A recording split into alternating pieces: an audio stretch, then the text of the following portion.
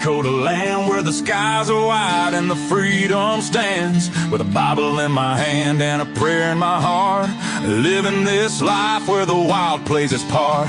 Dust on my boots and my hat pulled low, got my trusty rifle and I'm ready to go. Hunting the game as the sun hits the sky, in the heart of the 701 I feel so alive. Guns and the 701, that's how we roll. Faith in the good Lord, that's how we hold the line of the legacy that runs through our veins. In this wild, wild land where the spirit remains, we're living free, living bold, side by side, with God on our plate and our hearts open wide.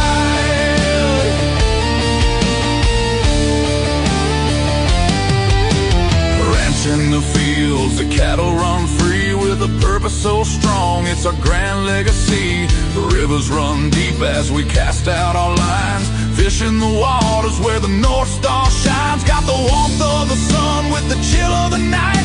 With every shot fired, we're ready to fight for the freedom we cherish. The second is true. With family beside us, we stand through and through. Guns in the 701, that's how we roll. Faith in the good Lord, that's how we hold the line of the legacy that runs through our veins. In this wild, wild land where the spirit remains, we're living free, living bold, side by side, with God on our plate and our hearts open wide.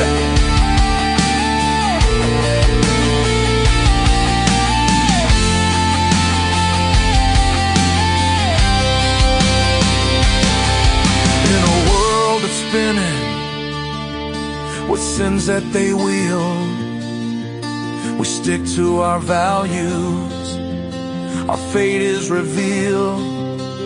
With the word as our guide, we tread on the earth, a community built from the love, not the curse.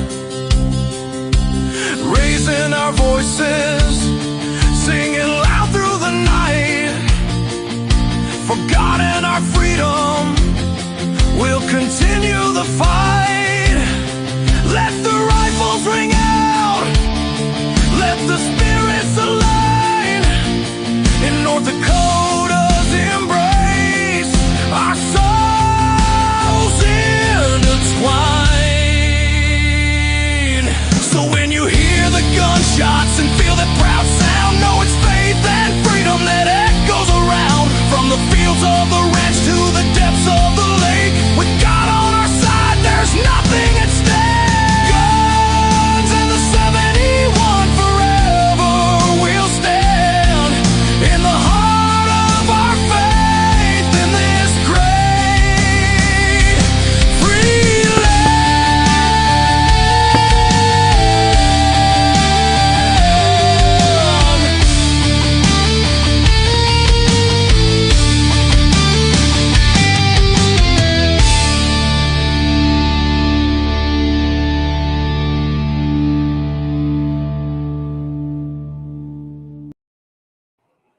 All right. Good evening, everybody. Episode 172 here on this February 11th, the year of our Lord 2026. I want to welcome everybody to the show. We got a great guest on tonight, District 31, North Dakota Republican House legislator, Dawson Hall. If you don't remember that name, he was the youngest guy ever elected to the North Dakota legislature. Going to have some great talks. Not necessarily all gun stuff, but I thought it was good for you guys to meet a guy that's going to be running in the primary. I'm going to try to have, I know that there's going to be another person out there along with Karen Rohr who's also going to be running in that primary. So I'm going to welcome that. Well, let's get this started off like we do every single show. Lord, we'd like to thank you for the beautiful day that we had today and the bounties that we've all been blessed with. Everything is yours. We give it all up to you. Without you, we have nothing. So every blessing that we have, please help everybody to use that to your glory. Please watch over the men and women who are serving this great country in its defense, as we all know that we are founded on Christian values. We ask that you bless us every day, give us food and shelter, keep us strong, keep us faithful, and help us to find that we do everything in your will. In your name we pray. Amen. And of course, I love the Second Amendment. So I put this up here. I know this by heart, but I put it up here so everybody can see it. Hey, the Second Amendment is a well-regulated militia being necessary to the security of a free state. The right of the people to keep and bear arms shall not be infringed. To me, that's probably the most important 27 words written in our entire Constitution, because without that freedom, and nobody wants to go to war, nobody wants to kill anybody, I hope not, but there is times when unfortunately we are faced with those decisions, and without the Second Amendment, we would not exist. We would have been gone a long time ago, not just celebrating 250 years this year. So we want to thank God for that as well, because he has allowed us to exist that long. So I got to make some announcements. 701 Marksman. Guess what? We can announce it coming up February 22nd. That's Sunday evening, 7 p.m. Central, 6 p.m. Mountain. David Fettick is going to have a guest with him. His name is Garth Weber. I think you're going to love this guy. This guy's probably forgotten more than I'll ever know about firearms and shooting. He's going to have an introduction, of course, what the show is going to be. How do you get into competitive shooting? And that's what this show is all about. Competitive shooting, types of guns, building guns. You're going to want to listen, because David's going to have some great stuff. Bench talk, he says that's what's on the reloading bench. Any questions and answers, things like that. And then, of course, we're going to have him on later tonight. He's going to be on the last, half hour, 15 minutes. Whenever he chooses, I know David can log in here. He knows all the controls. So whenever he wants to, we'll just have him come in here. And Friday nights, you don't want to miss that. Blackbeard Logic with Leon Francis every single Friday night, unless he's running a little bit late. But anyway, 5 p.m. Mountain, 6 p.m. Central. You don't want to miss it on all of our outlets here at Guns in the 701 Network. I'm going to be joining Mitchell in the morning again on KFYR 550, 8:15 Central, 7:15 Mountain. I was gone last week having a good time down in Black Hills with the family. So Leon did a great job filling in, but you're going to tune in for that as well. Of course, now starting, and this is important, February 19th, that particular weekend, everybody, remember, Guns of the 7 on Wednesday night will not be on the 18th. It's moving to the 19th for Lent season. And that will be running through March 26th, because I like to attend my Lent services. So everything moved to Thursday night. We did that last year. Everybody seemed to find their way over there. And we go February 19th, starting that Thursday, all the way through the 26th. It'll be 6 weeks long. And make sure you tune in on Thursday nights, because if you come here Wednesday, you're going to have to watch a rerun. I won't be here. So anyway, keep that in mind, everybody. And, of course, Sunday mornings, it's the Sportsman Sunday Devotion with Vance Bishop. He's on at 7 o'clock a.m. Mountain, 8 o'clock Central. He does a great job. He usually, on that half hour, 45 minutes, he just has a great devotion and then ties it all in with hunting. I mean, I can't do that, so I'm glad that he's able to get that done. With that, I think I got all the announcements covered, and we did it probably in about 5 to 10 minutes, so I feel pretty good about that. I'm going to introduce you to Dawson Hawley. We'll see. I think he's waiting here. And there he is. Dawson. Hey, Clayton. How's it going? Very good. Very good. Welcome to Guns in the 701. I think this is the first time you've been on here. I think it is too. And, I'm having flashbacks, because last time I ran when I was 18, you invited me too, but this show wasn't started yet. And it was on the radio with JD. And so I'm having flashbacks to this, but I just in forgot a different about setting. that. So, yeah, now we're a little, we've come a long ways. We got pretty good base now, a lot of listeners. Right. 4 programs now on the Guns. We had to rename it Guns in the 701 Network. And you can thank Todd Mitchell for that. He's like, hey, you guys are going to have to call yourselves a network now. So we did. But oh, awesome. So, yeah, I'm glad to have you on. And I know that I fill in once in a while for Daryl. I have filled in for Michael. So if that happens again, maybe we can have you on. And I'm sure Todd, if I talked to him, he'd love to have you on. And I'd even give you my Friday morning segment to talk. Like I said, I want to have you, and I want to have Karen as well. And then later on, I'm gonna make a little announcement, and it was okayed. So you already know the news, but I'll be making that later too for somebody. So big news are coming. So yeah, it's gonna be an interesting primary season in District 31, probably for the first time ever. Mm-hmm.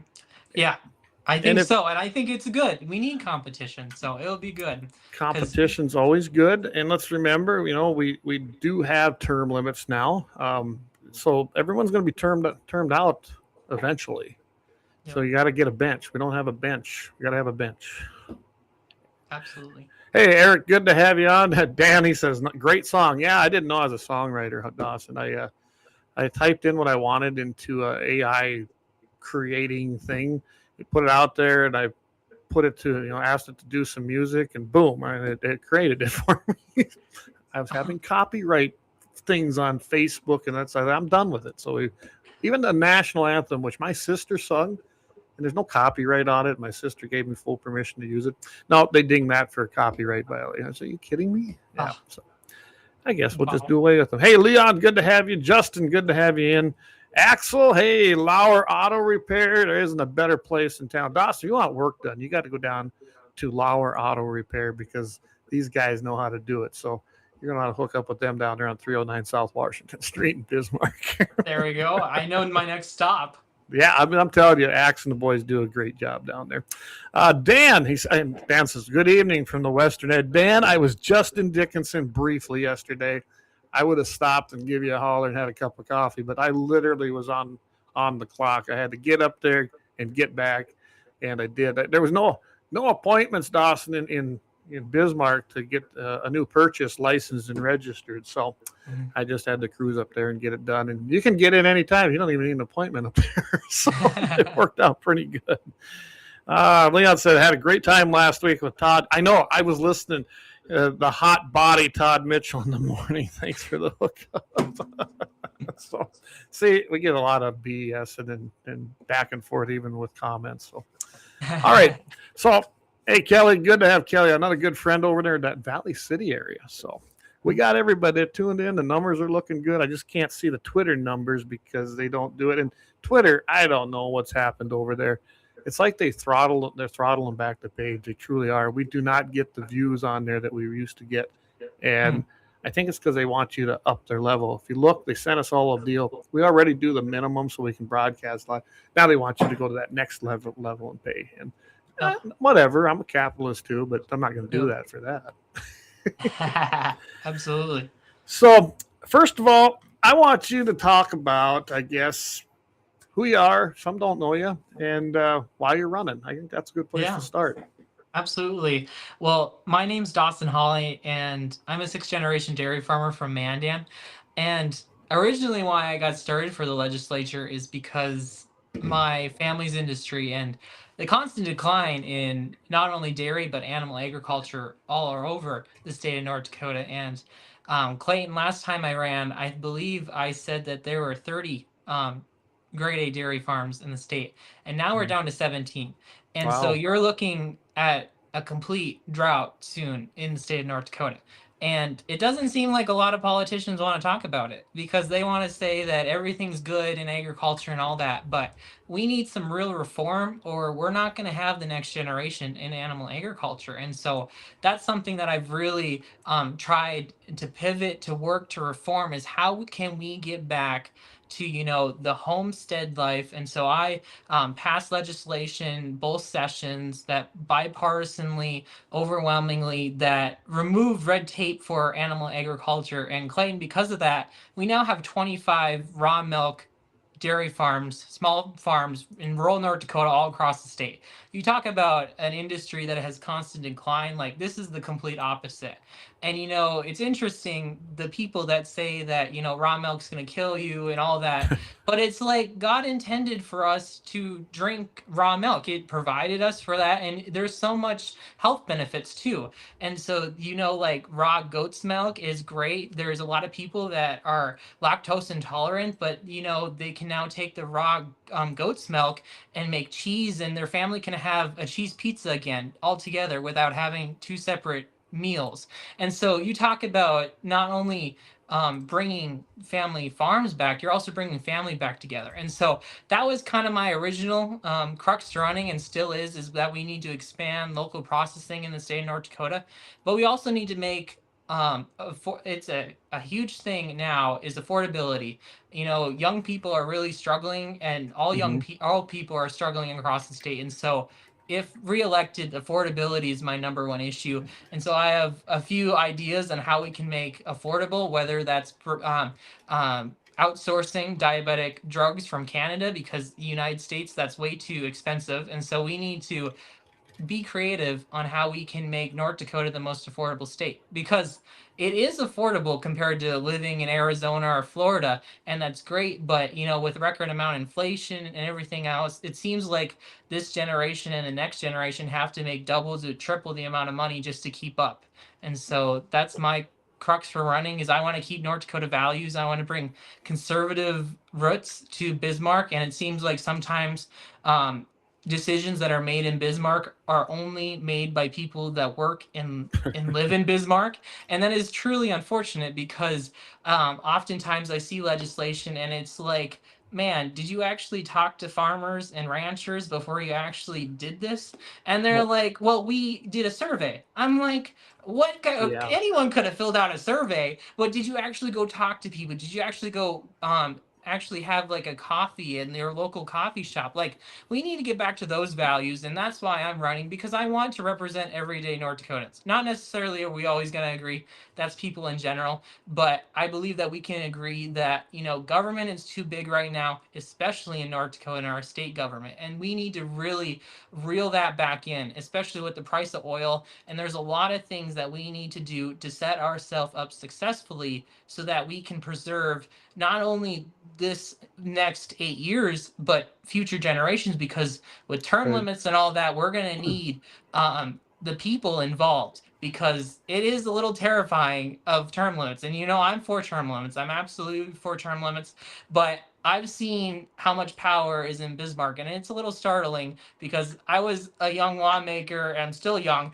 but you know, there's a lot of influence. Yeah, you're still young. You're right, absolutely. But there's a lot of power being wielded in Bismarck, and if you don't have people that are emailing you every day and every night on, these are some bills that you need to keep on your hopper about making sure that they don't pass, or that you do support it, it can be a lot, because you're inundated with 1,000 pieces of legislation, and you got 80 days every other year. And so you're reading bills every night, you're getting constituent calls. And so I think we need to involve the people more in the process, because I feel there's such a disconnect. Even with my friends, they think I serve in Congress. Like I like, they're like, they call me a state senator because they, or a mayor, because they don't even know my title. And so it's been a huge education standpoint too, a lot of people in my generation, on how we can make their opinion and get them involved, because they just don't know. And what you don't know really can hurt you, especially when you have government growing at the size it is.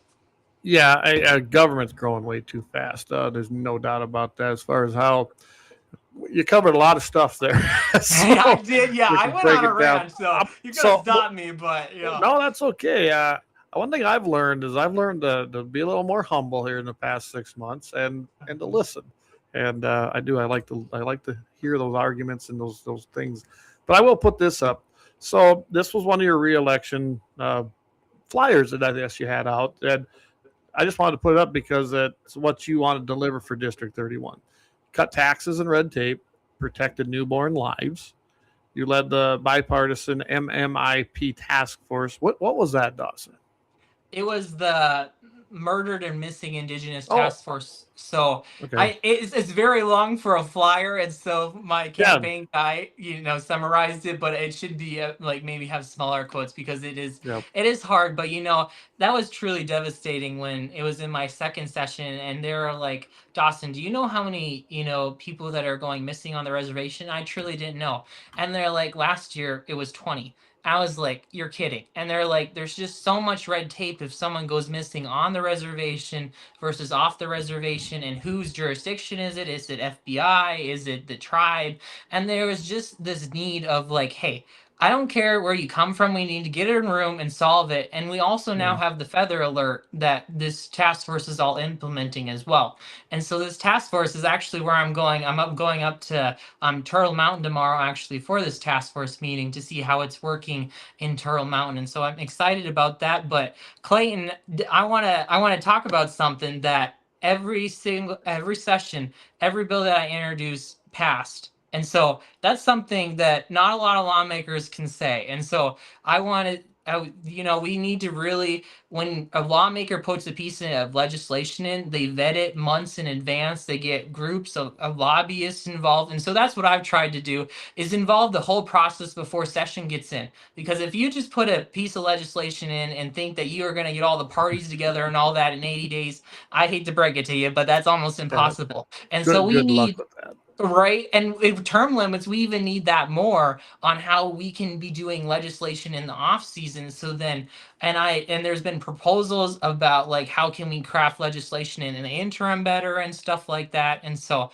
I'm excited for what the future legislative sessions hold. Okay. Well, I'm going to throw this back up here.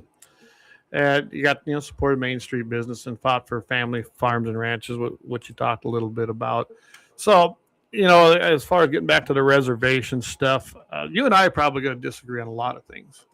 I live here. I see what goes on. I'm not a fan of the tribal government. I hope nobody ever mistakes that I don't have, I have a lot of tribal members, a lot of Indian friends, but I don't think much of the tribal government. But that, I think that's pretty much something a lot of people agree. And I see what happens down here. To me, it looks like they're a laundering operation, if you want my honest opinion. I've been here a long time. I've seen it in South Dakota. I see it in North Dakota. Now, as far as the problem with missing people, it's huge. And I can tell you why. You've been down here, just not like I live here. It's vast, okay? This reservation's vast. It covers North and South Dakota. And then it butts up next to the Cheyenne, which is just a continuation. And there's some rough ground on this reservation. Yeah, there is. I'm not talking rough people. I'm talking rough terrain. And then you have the MS-13 people over here. DAPL brought a bunch of them people in. They truly did. They were set up. Had a good friend who worked for the BIA, and he was in the enforcement for wildlife. And then I knew several of them other guys.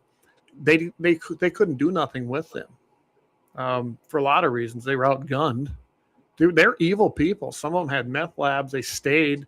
They're still here. Nobody's doing anything, and I think they're also involved in the they take people and they enter them into, who knows, the sex trades. Who knows where they go, Dawson? I don't know. It's a bad thing, and whether you're on the res or off the res, that's a bad thing, and it's a problem nationwide.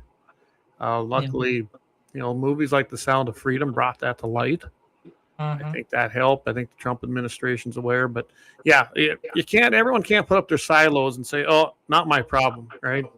Right. Shouldn't be doing that. So yeah, that's why I mentioned that one, because I didn't know what the initials were for. I guess I knew about the task force, but I didn't have any clue what that was for. So, I knew it existed, but I didn't know that.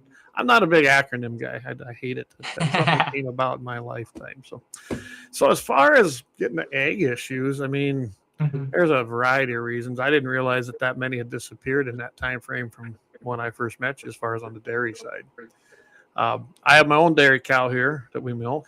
She's bred again finally, so we'll be having fresh milk here hopefully in April. But does she have a name? Could be. I call her Cow. I'm sure. I think she calls her Shadow. I don't name my animals. They're my food and my food source, and I don't name my food. So. Fair. Like she's steak, and then you got chicken. Yeah, I might call it burger. That. Yeah, I'm a butcher out there. Burger or sirloin, but yeah. So. But yeah, I really like fresh milk. I don't like pasteurized milk. In fact, when I get low and I have to resort to buying a gallon in the store of whole milk, it just don't taste the same as it does right here. And I'm sure you can relate to that. I know. I drink raw milk straight from the farm, so I understand that completely. So and you're getting all the good stuff in it too. It's true, right in there with I would say, the new food standards, and I'm sure that RFK Jr. would be proud that we drink that kind of milk. Absolutely. We need more. And so, we got whole milk back in school. So we're slowly making a transition back. Should have So, never been removed. And, Trent right. Luce has always been a big advocate of that too. Mhm. And I have too. I've never, I guess I grew up probably drinking whatever mom and dad bought, which was 2% a lot of times. In school, we always had whole and 2% when I was in school. And then that changed I think that was when Obama came in. Yep. And I'm not so sure. Weren't they down to 1% in some of these schools, or skim milk? Yep, 1% and then 1% chocolate and then skim milk. So basically water in some senses. So yeah, why drink it? right?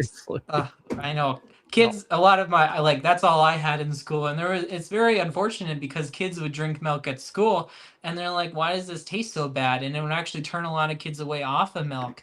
And so I actually think that the Obamas did a lot of disservice in trying to make kids healthy, but they went over and the extreme on kids need natural brain fat for development. That's a proven fact. Absolutely. And they actually damaged the whole system and the trust of the system. Let's just face it. That's what they did.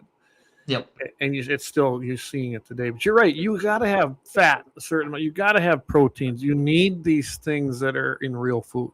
Whether it's, you got to have a certain amount of red meat. You got to have all in moderation, right? Anything will make you fat and unhealthy if you indulge in it. Right. Absolutely. But I think getting rid of processed foods, and I don't know, it's been a while since I've been in school, but the processed foods that I seen come in from when my kids entered school, we didn't have that. We had actual cooks in our lunchroom that made the stuff with ground beef. They made the stuff with buns and bread that they baked right there in that school. Well, now they buy it all. So it came on a truck. It unloads the stuff. They become warm-up facilities. That's not good food. No, it's not. And that's the worst part is even going to Mandan or some others, it's why does this everything come from a can? I've always said that we should hire, a retired old Norwegian Germans and grandmas, and they work and provide us because they have the best recipes. And I talked to schools. Yeah, I talked to schools about this, and they're like, well, we just don't have enough manpower. I'm sure the people would approve that. Number one, you would have healthier food, and it would probably be what, $20 to $40 an hour to bring in another one or two more cooks on board, and you have actually better food. So I know and it's very unfortunate that we're going down this road of all processed. The Cisco truck shows up, and I have nothing against the company, but when everything comes from a can and is out of state, we're very dependent for our food because a lot of things are coming from out of state, and because North Dakota doesn't have a lot of processing for food, period. And so that's scary, especially and that has shrunk. There used to be a lot of that in all of both Dakotas. It used to exist. I know. Go ahead. Oh, I was just saying that we need to get back to more niche and local processing because the feds regulate that you have to have milk served in schools, which is great, and I support it. But it was honestly putting a lot of cap on the schools because they're like, well, we can only serve 1 or 2% or 1 or skim milk, but you have a local dairy farmer down the road that has a pasteurizer but can't serve that in their school. And so you're like, how can we also get local beef in schools too? And so which we're finally accomplished, but right. Yeah, and so we're slowly working towards it, and that was a part of the rural transformation committee, and that we got through the One Big Beautiful Bill, that a portion of that money is for making North Dakota healthy again. And so that was something that I was really passionate about. And so for SNAP, we banned candy and sodas from, and so that was great. And so we're slowly trying to make rural North Dakota healthy again. And so I think we did a first step, but the implementation, I think, is going to be the interesting part if they actually follow through with it. So I'm gonna throw a comment up here, and everybody feel free to drop comments in because I'll try to get them into you guys. 100%. Leon says all in moderation. That processed garbage is crap. We had lunch ladies, that actually cooked back in the day. Absolutely. I mean, I'm 51 years old, so I've been out a while. Now more money thrown at public ed with much less quality and even lower results. That is so true, Dawson. They keep throwing. It isn't a money. It is not a money problem. It's how the money's spent. And, when I hear on the radio that the public school up there in Bismarck, the public school system had to cut this and cut that, cut custodians, and I'm sitting there, to cut the music department. I never heard one mention of cutting sports. You're I'm very sorry. true. And I wrestled, okay? I'm not an anti-sport guy. Yep. But enough. These schools spend so much money on athletics, it's insane. If you can't educate and feed your kids healthy, maybe they need to take a step back and go, what are our priorities and why are they so mixed up? I mean, it's that simple. Absolutely. And I think that, like, even in high school nowadays, it almost feels like they're running kids like around the clock for their sports. They are. Like out then a lot, like take football for example. They're now doing football all year round. Yep. Like if you're not in that sport all year round, you're not starting. Like why are we burning kids out? Like you're not in college, you're not playing in the NFL. Like let's actually have kids have fun and enjoy their high school career because it's such a short amount of time, and Absolutely. leave the politics out of it. And so that's been something that I wish that we would bring back more, is being able, because it's almost like even the divide is like you in Mandan that I saw is that you either had to choose sports or 4-H because there wasn't no middle ground. And that Right. was kind of complicated at times because I wanted to be in both, but the schedules were overlapping. And then you had, I was in hockey and you had yogas on Sunday evening, and then you had weights in the morning, and then you would have practice in the afternoon, and then games on Thursday and Friday. And so it's almost like you're a college athlete in high school and you're talking about kids.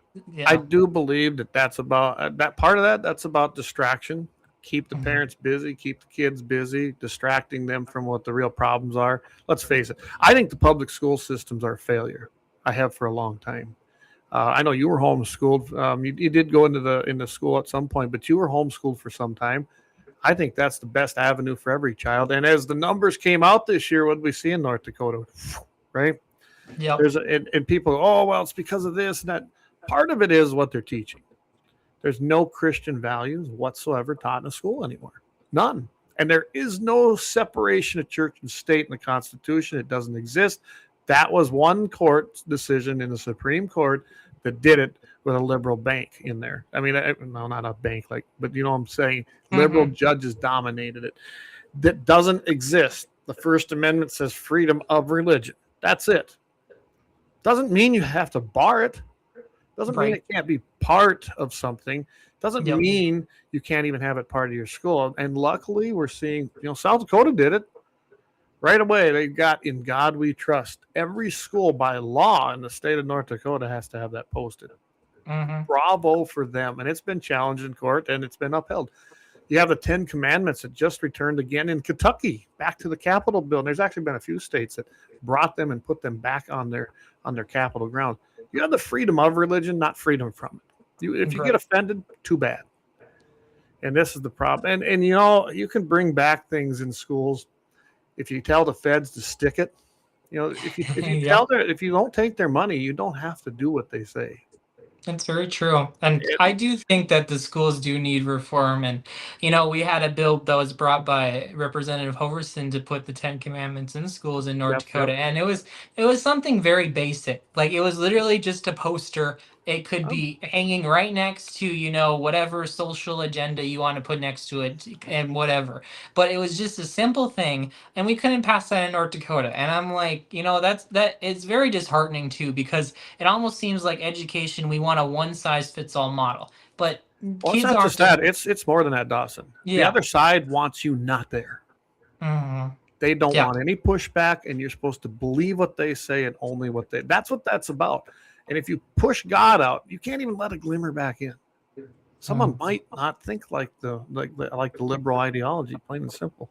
So Eric, I like what Eric and he's right, because calling school food or calling schools food is a stretch. That crap they served wasn't edible. Glad I lived close to school so I could walk home and eat. A lot of kids did. I have to say, and Eric's a little bit younger than me, and it's funny because my wife isn't that much younger than me either. And the divide between them guys and me and what I saw in school and them, you'd think we were decades apart. And that's how fast it changed in that 3 or 4 years. Dan says 100% Clay. Yeah. Eric says public school equals liberal indoctrination center. And that has That has been my belief for some time. I seen this starting already back in the late 90s when I was still in school. Luckily, I still had teachers. They probably didn't even teach you this.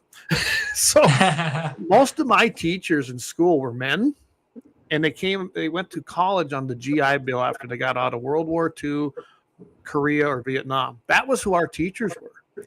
They encouraged them to go in so that there were strong figureheads. I mean, that's what that was about. We don't have that anymore. And them men fought. They knew what it was like to have freedom. They seen things, right? And they came back to make sure we were better people. So they didn't let this liberal ideology creep in until after they all retired. I mean, when you look at the teachers that came through those eras and then came into school systems, we had a pretty good school system. And then the 60s happened. And I'm telling you right now, if we put more men and women coming back from serving, that would help. Okay. But we have got to kick the liberal ideology out of school. My goodness, Dawson, I even found it in our own school when I was subbing over there. In their government book, the Second Amendment wasn't what I read you guys and what I told you. It said it was basically a militia, and it was the right of the state. That's how it had been worded. It wasn't our right. It wasn't the right of the people. Wow. It was the right of the state to maintain a militia. They had rewrote it in that book. It was in our school. I got it kicked out, by the way. But I'm sure you had a nice conversation with the library gal. Well, it was actually in our government class. And They got rid of those books and ordered new ones. Got to remember, though, at that time we had a good superintendent who had our belief about our country, about our founding, about our rights, and we don't have that anymore. I'm glad the superintendent she's stepping down and going away, this new one, because she's no good. But here. Justin says, I don't care who I piss off with my belief. Public schools indoctrinate your kids to be mindless drones for the corporate masters. So I'll address that, and I'm going to let you talk to it, and then we're going to take a break and come back. But I've thought that for many times.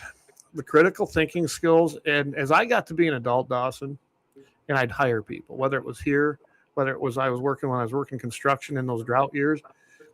I don't know, but your generation and above it, maybe the next one after it, they didn't seem like they had any critical thinking skills, Dawson.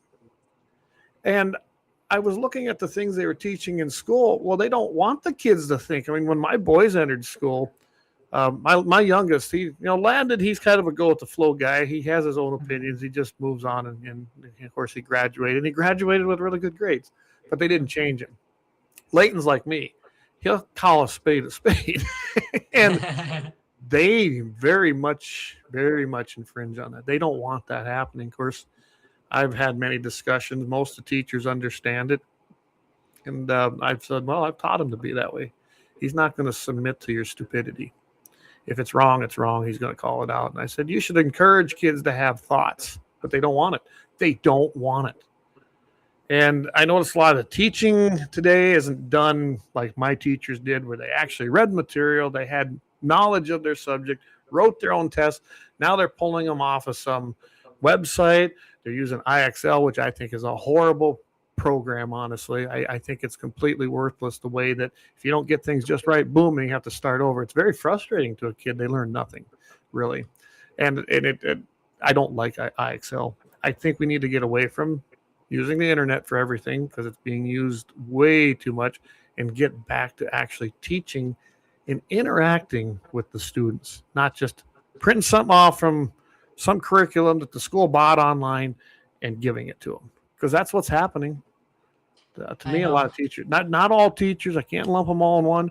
A lot of teachers are lazy. They're there to collect a check, deplete my oxygen, get their benefits, and retire. You go.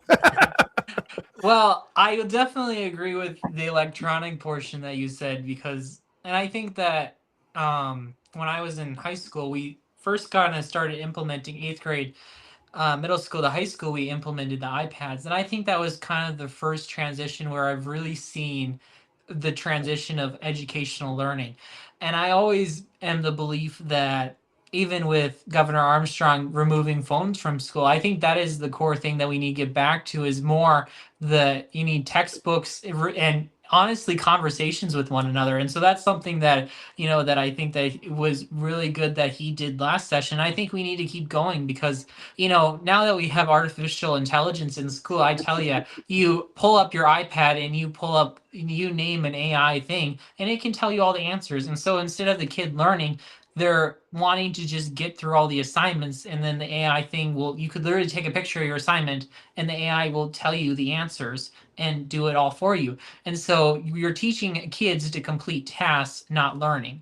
And so we're You really, just hit the nail on the head.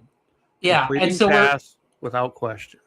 and that's the hardest part is like your education actually means something, and how do you bring that back to kids that just see I have 13 assignments and I need to get done by midnight, but you also are kids and you live in and you have lives. So I feel like we also need, why are we putting so much homework and stuff like that? Let that be done more in school. I even tell you, I had this teacher and she drove me crazy. She wouldn't even teach. She would say, this is the assignment on your iPad, do the assignment, and if you had any questions, come up and talk to me. Well, you had the whole class coming up because they didn't understand the material that you were learning, and I'm not a great math person, and so I was constantly up there, and so it made my self-esteem feel bad because I was always up there asking questions, and then pretty soon the kid or the student isn't doing as well because they're afraid of always being up there and their peers and stuff like that. And so we really need to change education, and I think it really starts back at getting rid of a lot of electronics in school and going back and actually, I think we should bring back a lot of textbooks from the 80s and 90s because I think, are more complex than today's. Like, why redo math? Like, that still floors me. Like, that I just don't understand it. Well, So, and then I look and go, so take geometry. Here's a great subject. Geometry I do use every day when I'm fabricating something or fixing something or building something. Real geometry, figuring out my angles, whatever it might be. Theorems, I have yet to ever use a damn theorem. right? My uncle, who's an electrical engineer, has never used a theorem. So Yep. why do we still teach that junk? Right. And we need to also be teaching kids more business classes too. Like, Amen to there's a that. lot of kids that don't even know how to write a check. I'm like, are we serious that we don't even know how to write a Well, checkbook or stuff like that? But checks are becoming, seems irrelevant, and unfortunately now we have Apple Pay and all that. But it's still a basic thing that everyone needs to know, or like balancing your checkbook, or because our generation is becoming the most in debt generation because we rely heavily on credit cards. And so it's the philosophy, and I think you know which doctrine it comes from. You will have nothing and you'll be happy as long as you're taken care of. It's that whole, and they were talking, my teachers were always talking about the cradle to grave society, how we didn't want to become Europe. I've been out of school for over 30 years and this was being taught then. Luckily not in our schools at that time. Kelly Chase says a chalkboard with kids at it. Even I had marker boards, but dry erase. But yes, we had to do things. Even simple algebra, I think you need. I don't think you need to go into the complex things unless you truly are going into a profession where you need to do those things. But simple arithmetic, you need to know. Simple geometry, simple equations. You need to know how to do that, even on the ranch and the farm, especially today when your profit margin's like this, right? You better know how many pounds you're feeding to each animal. And if you can cut this and still, what I'm talking about running a dairy. And I do that when I feed my calves. I want to get the most bang for my buck. It's an economy thing. So I think business classes are a very good idea, which we used to have. You could take that, and back then they were still using ledgers.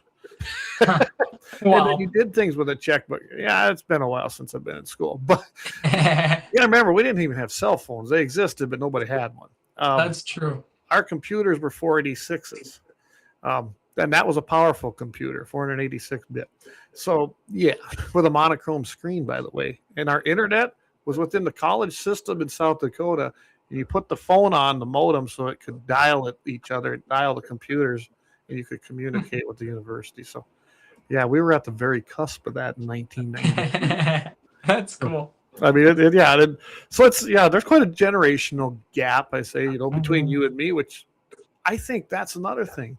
Why aren't we having these conversations? because you guys can give us something and we can give you something. And I know there's a solution there, but they don't even want to talk about the past anymore, Yep. which is not good. It is, especially now that like even like our founding fathers, or like even when you talk about, you know, Columbus is now canceled in a lot of schools, like It's or crazy, stuff isn't it? like that. Yeah, and even like Native American heritage, like we need to honor that too. It's part of our North Dakota's history and stuff like that. And so Depends on we what they're teaching, man. I've seen Fair. some of the curriculum when I was starting out in college. I first was going to start out in South Dakota, and I had one of the requirements to college. Now, shouldn't have been, because I didn't. That wasn't what I was going into, Yep. and I was looking at the curriculum. It was dumb. It was stupid. It was almost as bad as the ideology, the woke ideology today. White man bad, and we killed everything. Well, yeah, we did some bad things. Okay, we won. Period. There is that, and I can give you the whole entire Sioux history on how they raped and pillaged and fought and killed other tribes on a daily basis. So not everything is rosy like they like to portray it on either side, and they don't want to do that. They don't want to give both sides. So Absolutely. I mean, I'd have to see what the curriculum was if they're going to be teaching that crap. I'm just saying. I'm not. They want to be their own. My biggest issue with the reservation system is the reservation system. Get rid of it. It's not sovereign. I don't care what they say. And become Americans and thrive. They are their biggest enemy with their tribal government. I have a love for some of the traditions of the Indian people. I do. Yep. In fact, some of the medicines they used to use and some of the things that it's awesome. But get government out of it. I know it adds so much more red tape, and they get all their money from the federal government, and the state really doesn't have any say on what happens. And so with education going back to the states, that's something I'm really optimistic about, because the tribes are now going to have to go to the states and to what their pot of money is. And so, and you know, it's sad, and they probably didn't teach this in the schools anymore, but it still exists whether they want to believe it or not. The reservations, the way they were created, the people within them, I'm talking the tribal members, did you know they're still classified by the federal government as wards of the state? That is their official United States classification to this day. I did not know that. Yeah, most people don't, because no one reads history anymore. Fair. And you can go through the congressional record minutes. They're at the Library of Congress. They're online now. One good thing with technology. So I'm kind of an info nerd. I've done stuff like that. That's awesome. I did it the old way. I had to actually place an order, have it sent out there, and they'd send me the information. That tells you how long I've been doing that. But yeah, so let's go to a few. Go ahead. I was going to say, I think you need to be a history teacher. I would sign up for that class. Well, ironically, I was subbing doing that when I got back from college. I was helping out, and I was doing government and history. And yeah, I still see some of them kids today because they're still in Lemon. And now they're cool. Family men, and they run and own and manage businesses. And hey, Mr. Peterson, I was like, really, 30 years later. But they learned something, and that's what they talked about. How much I literally took that teacher's thing, because I was there for 6 or 8 weeks at the end of the year. I threw it in the garbage, and I pulled out all the old stuff that was still in that room that my teacher had. Wow, that's awesome. That's the lessons we had that last 8 weeks. So I know the teacher, when he come back, he was not happy, and I really didn't care. He was a big leftist. Should have never been there in the first place. So I'm going to go to a few of these comments. Brian says it's a damn shame that it had to come from the governor to get phones out of the schools. Even more disheartening that so many were opposed to it. Yeah, I remember when that was going on. I couldn't believe the pushback on that, Dawson. I really couldn't. From parents. Oh, I got to be able to get a hold of my kid. Well, call the school. I'm sure your kid's supposed to be there. Yeah. So Axel says, what is the difference in age between Dawson and the average lawmaker in North Dakota? Oh, my goodness. What are you now, 21? 22. I know. I can now drink in a bar. So all right. Yeah. So you're 22, and I don't know. The average lawmaker's got to be 60 plus, aren't they? I would think so. Yeah. There's definitely some that are in their 80s and 70s and 80s. So yeah. There you go, Ax. Yeah. When you think about that, no kidding. Yeah, you're right, Dan. Civics class, absolutely. We do not really teach civics classes anymore. And that was a requirement when I was in the 7th and 8th grade. That was our precursor to government and history later on. Let's see, 56K. That must have been when we were talking about teacher wages, maybe. I don't know. Axe, we had the Oregon Trail game. Oh my goodness. Oh my goodness. Do you remember? You probably don't remember that at all, do you? Not really. That was a little bit before me. I played it a few times because now it's like on your phone and stuff like that. Oh where, like you die in dysentery and stuff like that. Okay, but there was a little more to it because remember, you're on Commodore PET computers, Commodore 64s. You had some 286s, 486s, but you'd ask a question and it didn't understand you, so you had to rephrase the question. Oh boy! I mean, it was a lot different. And yeah, then all of a sudden, oh, ran out of time. You died. You did this Oregon Trail. Oh my goodness! And on a monochrome screen, by the way, with it was very pixel. Yeah, you can't even imagine what we used to use things. Eric says my dad still has an Apple II GS computer he bought way back in the 90s. Eric, me and your brother used that computer when we were in high school. He said he spent so much on it back then he just can't toss it. Yeah, you imagine that. Computers were $2-3 grand and they didn't do anything. Eric, my brother made cat tags on that thing. Yeah, I know that. I was sitting right next to him when we made those cat tags for hunting. Yeah. Blackbeard Leon says, I like this kid. There you go. You got Leon's vote of confidence there, Dawson. Oh, I appreciate that. Thanks, Leon. Says, I think I got a couple GSs around here. Might take them out to the range day. There we go. Oh, 56K dial-up modem on the internet. That's right. I forgot that's all they transmitted. Now I'm running 1,000 megabytes per second here of Starlink. Isn't that something? Susan, she says, many years back, I worked in a bank. A gal asked me what deposits had to do with writing checks. I explained that this concept of what having a checkbook was about was most concerning. That's just it. You talk about not being able to do a checkbook. Most people don't even record a ledger and balance their checkbook. They really don't know what's in their account. To me, that's just crazy, Dawson. But is that something we're seeing with this next generation, being they use cards, they don't use a lot of cash, and no checks?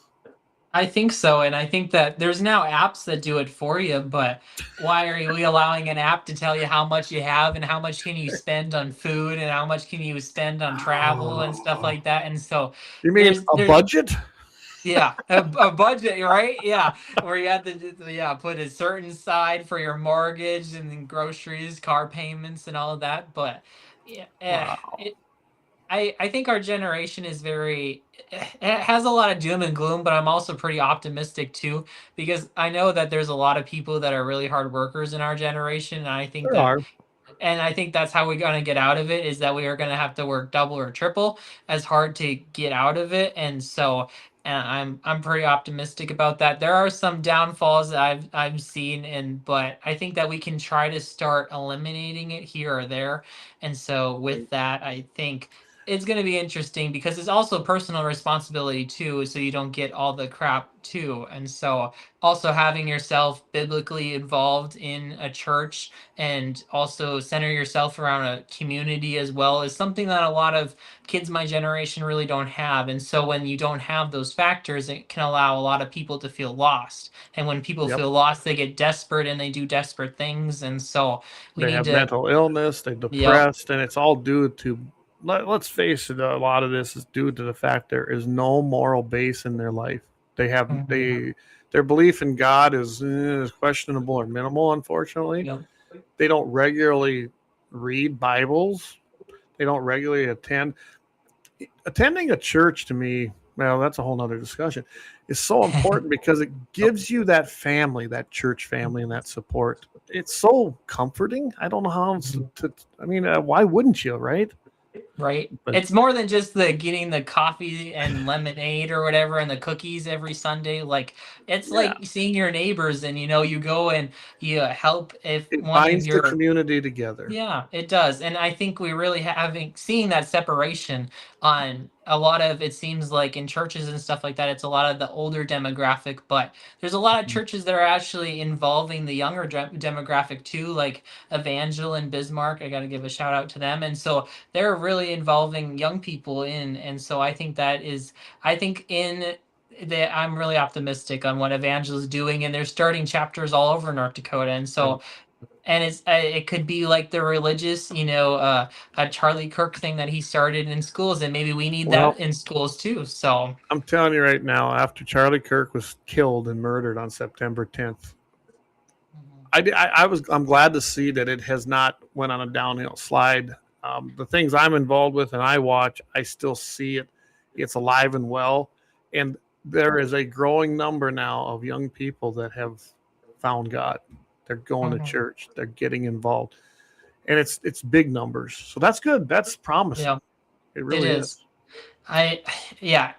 Charlie Kirk's life was amazing, and 31 years old, and what he crammed into that. He truly did so much for the youth and engaging. Like Donald Trump would not have won the presidency if it was not for Charlie Kirk, and I say that with all due respect to Donald Trump, but he engaged. I think he knows it. Yeah, and he engaged an audience that I think the Democrats took advantage of a lot. And they're like, oh, they'll just vote for me because, all college people are Democrats. But then when they actually went the other direction, then it really scared them in a good way. So in a good way. And I think you're right. The Democrat Party, just like the black people, they take them as, they're ours. Well, they're not anymore. And that's good because they've had nothing but disappointment since they voted Democrat, just like the young people. It's just it's just the way it is. But Dawson, we really need to take a break. I know I'm not on a time schedule like radio, but we've been at this an hour. Can you believe that already? Wow. Time flies when you're having fun. So. It does. And I'd like to keep things at 2 hours. So we're going to take a break. I think we might jump to something else. I got a couple questions, but the one I really want to hit on briefly is the suppressor thing, because you are a legislator. And I think that the people I was talking with today, it sounds like we are going to try to bring something in the next session. So I know it's symbolic, but it's important. And we're going to come back right after this and talk about it.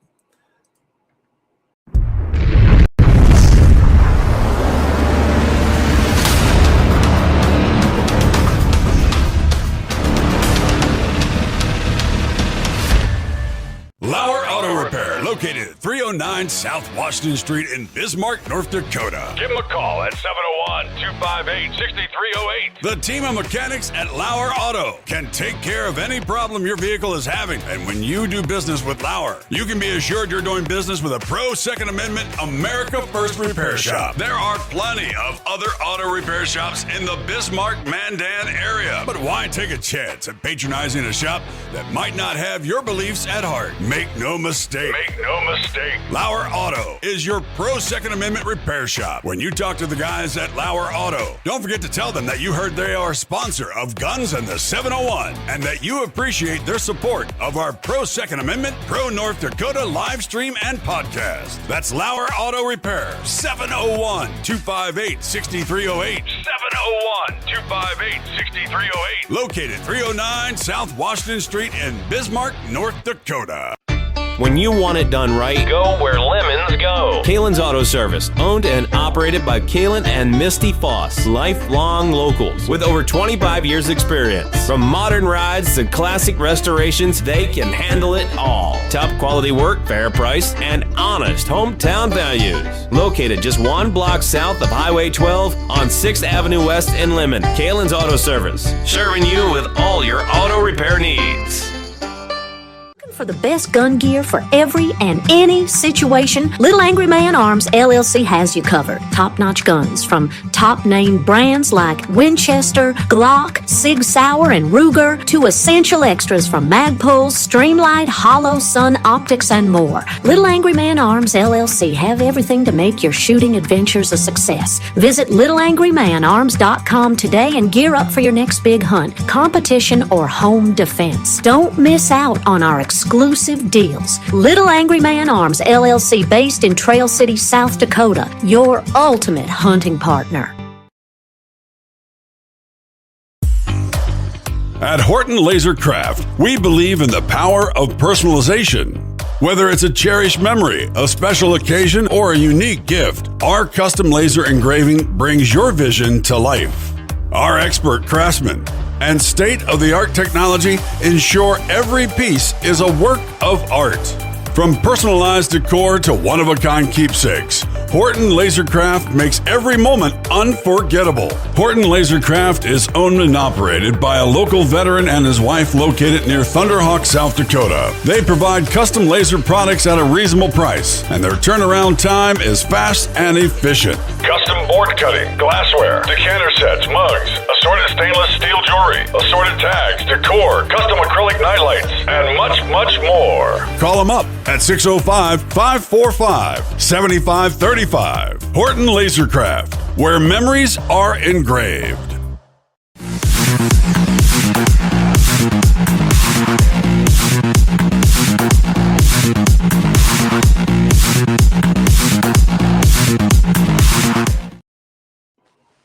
All right, we are back. Already an hour by. Thanks to all our great sponsors. LAUER Auto Repair. Again, 309 South Washington Street. You want to head up there, just up from running. Just keep going up south, and you're going to run it into LAUER Auto Repair. Hey, Horton Lasercraft does a great job. Look at that, Dawson. I love these things. Awesome. I have beat the living tar out of this thing, and it holds. It keeps working. It's doing great. Little Angry Man Arms, that's where I ordered my suppressor through. I mean, we got some of the greatest sponsors. And then Kalen's Auto, well, I think I paid for his sponsorship this year at all the repairs I've had done locally in Lemon. So, of course, I go up to Doug up there. LAUER Auto's been with us since day one, so we sure appreciate them. They're awesome. Like grandfathered in as our legacy sponsor. So we love them. We just love having them on board. So, okay, I got to talk about this. See, David's waiting in the wings here too. So, Senate Bill 2 passed the South Dakota legislature. If anybody doesn't know what that is, it's an 11-page bill. That's a little one, isn't it, Dawson? Oh, yeah. And an act to provide that a firearm silencer is not a controlled weapon. What it did was it declassified in the state of South Dakota.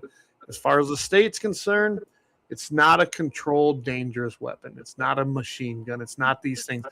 It's just a suppressor. Now, what did that do to change things? Not much, okay? As far as the feds go, it's still an NFA-regulated item. You still have to get the background check. You still got to go through that whole process. The tax stamp is zeroed out, so there's no $200 tax stamp for each suppressor that you purchase now. But I thought what was great about this is, even though it was kind of a symbolic thing, they changed the 22-1-2, Section 8. Controlled weapon includes, they, of course, struck a firearm silencer, but they left in machine gun, short shotgun, and does not include firearm silencers. And those defined, of course, in the subdivision below because they were all struck. So it was kind of really, I mean, it just to play out. It's, you know how this works. When you change an actual entire section, they strike words, right? Yep. And that's how it becomes law. I mean, when you look through the rest of this, it's all pretty much standard stuff. There wasn't a lot of different things. They did amend it, though. It didn't pass without an amendment. So the amendment was interesting. So it's a whole new part of that section. Any person who knowingly possesses a controlled weapon is guilty of a Class 6 felony. And then they changed the provisions of this section do not apply to any person who, of course, has a valid, or has a, so it used to be a state, but now just has a federal license issued for the weapon, or has registered the weapon with the proper federal authority. And so some people are kind of raising a lot of cane about that. Oh, well, it's federal. Well, yeah, it's a federally regulated item through the National Firearms Act of 1934. So they just struck the state because so many states put it in there too. And I don't know if a lot of people are aware of that. We're going to look at North Dakota's because I'm not even sure, Dawson. So I got to see how they classify it. And I would love to do this in North Dakota. It changes nothing other than it removes the state from the equation. So let's figure this out. If and when the NFA is ever found unconstitutional and struck down, which is a really good chance it's going to have standing, being it was based on a tax, we'd be ready and set to go. And that's what this is about. If you read all this, this is setting it up to A, support the Second Amendment, B, declassify a hearing protection item, a piece of metal that essentially makes it quieter. And it will be ready now that if an NFA ever goes away, guess what? you don't have to worry about the state because it disappears and they probably can open up for business in days. And it'll flush out anybody who's a commie by the vote. Here's the interesting part. What do you think that the numbers were on the passage of this within those chambers? I'm thinking that there was a lot of squishy rhinos that did not support it. So I'm thinking it was probably, I think it would probably pass by like 10 votes in either chamber. Well, unlike North Dakota, we have those. But in South Dakota, on the Second Amendment, if no one pays attention to South Dakota's legislature, and under Kristi Noem now Roden, the Second Amendment's done well. This thing passed 34. I think this. I gotta get this right. Senate 34 yeas, no nays. Unanimous. Wow! How about that? It That's went awesome. on. It went through the whole. They had the amendment. They passed that. It was passed as amended. 66 yeas, 0 nays. So this thing cruised through. Once it was pretty much, they had the committee hearings and they did one slight change, approved the amendment, and then sailed it through to the governor's desk, who signed it on Tuesday. How about that? That's a Second Amendment legislature. That's a victory. That's awesome. And I don't think we could do this in North Dakota. I think we get it passed. I think it would be close, unfortunately, and that's probably the hardest thing to say ever because we should be a very pro-red state. It should be like that, 0 nays. Yeah. I mean, the Democrats in the state of South Dakota, because there's Democrats down there. It's actually not as Republican as North Dakota as far as numbers. Mm-hmm. They voted yes. Wow. So I wanted to point that out to everybody because, my goodness, if South Dakota can do this and you can get Democrats and Republicans to unite around freedom, which the Second Amendment is, we got some reflection to do up here in the state. We do. Because I imagine you would be on board with this. Well, absolutely. I know that my chamber neighbor next to me, Representative Koppelman, would probably love to sponsor it too. He brought all the gun bills, and so he's probably already knows about it too. I'm sure he does. I should touch base with Ben, and I really should get a hold of Jeff Magrum and Hover. But the guys, we need to be talking. And I think Brian is going to be coming up too. He's the NRA guy. So, 34-0, Little Anger Man. Justin asks, what district are you in, Dawson? In what area is that? I know, but go ahead and tell him. I'm in District 31, so I represent parts of Morton County. I'm very gerrymandered around Mandan. I have the new high school, and then I follow the interstate by the paddle trap, and then parts of southern Mandan. And then I also have Sioux County, Grant County, and parts of Hettinger County that include Regent and Mont. So. Yep. Now, Sioux County, which is where I'm at, you completely got Sioux County, and I think we are the most desolate county. I don't know. Well, I got to give a lot of credit to you because you helped me. We did a lot of door knocking down there, and so that was fun. And we ran out of time, and so we talked too much, I guess. But we need to do it again. I know Alex Blas, by the way, did he make District 31? Because I told him about it. I think Tom told me he made it. And he's a great speaker, by the way. And so Alex I think he I think won a lot of people over that night. And so I can't say enough about him. Yeah, it's great.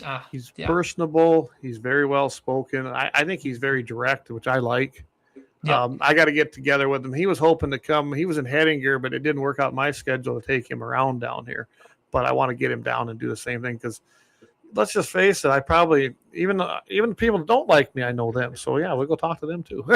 That's awesome. But Dan says the problem in North Dakota is the rural communities are getting smaller, the cities are growing, and it's not just North Dakota; it's everywhere. That's happening everywhere, and we got a lot of people moving in from not in the state. You know what I mean? They don't have any even ties here. They're coming in from California. They're coming in from Washington and Oregon and Pennsylvania and Virginia. I can't believe all of a sudden the influx of Virginia people coming in South Dakota in the last 2 years. And that's not good. Are they fleeing because they want freedom, or are they fleeing and coming out here? Because I was just reading some articles about some things in South Dakota, and these two people moved out there and they took jobs in pretty, I don't know, they're too close to the elections for me. And they only been here 2 years. One of them's from Illinois and one is from Virginia, and they are not the same ideology as us. They truly are not. And I think we're seeing too much of that. And if you're fleeing your state now, that's so bad. It took till now. I'm not sure we want you. Right. Because obviously you were okay with everything up to that point. Yeah. I think I saw a data survey where it's like North Dakota gained I thought it was like an 18% population in since 2010 or something like that. I'm like, that's a little scary that we're growing that much, because I think a we're lot one of of the that tops. Was still part of the oil boom, Right. but a lot of them stayed, but a lot of it isn't. After you get past the oil boom, people started. 2020, we saw a lot of people come out here because, again, they were fleeing their commie states, but they brought their ideas with them, and that ain't good. And we're seeing it. We're seeing it in some of the local elections in these places where they've settled. So let's see. Access, how many cows are your parents milking, Dawson? We were milking 1,000 Whoa, 3 times a day. So I don't know, 36 rotary parlors. So yeah. Keeps us busy. I know. As many times I drive by there. You know what? I have to go to Bismarck next week. Might get a hold of you. I'd love to see it, because you always say stop by, and I've never done it. I've never seen a big dairy like that. Just stop in, and I'll be in the calf barn, and so just holler at me, and I can give you a tour. By all means, stop by. So I know David's still on board here, but before we transition to there, I want to get to a couple of these questions that you and I had talked about. So, and I want to give you a chance to answer them. Absolutely. One was, why did you leave or quit the North Dakota Young Republicans? Well, that's interesting that you sent me that thing, because I was maybe never... you didn't. I just got asked the question, so maybe we're fair. Yeah. The question that got sent, because I never did quit them, and so I didn't attend their membership in December because I had another complication, and I just didn't renew my membership. And so when you sent me that text, I was like, oh, I forgot to renew my membership, and so now I am a member, and I didn't know that I relaxed on that. So, and that's why I like to ask stuff like this, and now it's corrected, right? Yep, it's corrected, and I'm a part of the YRs. They're a great, organization. They really bridge the gap between activists and getting people from the activist stage into candidates. And I think that's what we need to do more on, because there's a lot of great people, maybe that are not even young, but the YRs, they go all the way up to 40. That's a lot of people that should be serving in legislative roles, cities, mayors. Yeah, and I don't stuff qualify like age-wise anymore. I know Delvin real well. Program, so you would definitely qualify in that. Well, so. I know Delvin real well, and I know he was pretty involved with them, and now he's a district chair. I think he's still a district chair, and Delvin is that guy is a patriot. Him and his wife are both patriots. And then, of course, they got West River Implement up there. And I bought a postbounder from them, and the reason was because I knew their ideology aligned with mine. I do shop that way. So absolutely. And the other one is, why do you believe that the North Dakota Beef Commission should have a dairy producer on it? And I think you were pretty instrumental in working on that, right? Yeah, it's long story short, because this is a very complex topic, and I was and you and I we discussed it. And we discussed it. And so basically right now there's the Beef Commission is set up with many members according to the Beef Commission, and on the Beef Commission there's your dairy rep, livestock market rep, and then your at-large members, and so on and so forth. And right now the Beef Commission is appointed by their organization. So dairy internally appoints someone to the governor. We usually submit 2 people, and then the governor submits or selects one of the 2 people to serve on the board. Last session, there was a bill to try to structurally change the Beef Commission into more of an election process. I'm all for elections. Don't get me wrong. I was elected by an election, so I understand the process. And so they were trying to structure it in a way that would turn it into districts, a lot like the legislative process, in where I believe there was 8 districts, if I'm remembering correctly, and then it would be off of cattle population, and then they wanted an odd number, and then they removed dairy from the commission. And I was like, dairy's vitally important to beef, because when a dairy cow isn't producing, it goes to beef, and we need our voice there, because honestly, with the price of milk right now, which is horrible, this is honestly how a lot of dairy farmers are staying in business, and so we need to be at the table. And it wasn't that I really disagreed with them, because I agreed a lot on principles with them. It's just that it just really did, it was very clunky. And I'm in this situation in the legislature where you just don't pass policy that's not ready. And I was like, we'll come back next session. Maybe we can work on something like that. I know they have a lawsuit with the state of North Dakota, so maybe that'll be on hiatus, with any legislation pending wherever that goes on their lawsuit, which it will be interesting to see what happens if the legislature was in rights or we were in the wrong, which I'll own either way, because that's up to the court's decision. And so yeah, that's kind of it in a nutshell. But Right. we need to also, with the elections, there was also a pretty expensive thing to send out ballots, and I think that was kind of over calculated, because they said it was going to cost $20,000 to send out ballots and all that. I'm like, we should just find a way to make it cheaper, where it's like our district conventions, and where everyone gets together at your local coffee shop, and then whoever attends from that, then we, true grassroots support.